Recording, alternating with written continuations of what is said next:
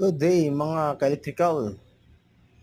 Ito po yung discarding malupit. Yan po kung paano natin ano yung bearing sa shafting ng rotor. So, ganyan lang yung ating discarding mga ka-electrical, no? Walang ano-ano pa. Wala nang kuskus balungos. Pag may mapgas ka, sure ball na yan. Papasok yan sa shafting ng rotor. Oh. Shoutout din dyan sa yung mga rewinder natin dyan. Shoutout yung lahat. Yan tingnan nyo. Yun, Yun. Yun ang sinasabi ko. Di ba?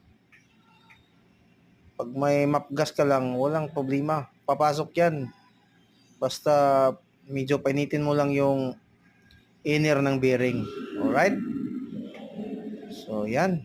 Yan lang po. Thank you and God bless. Sana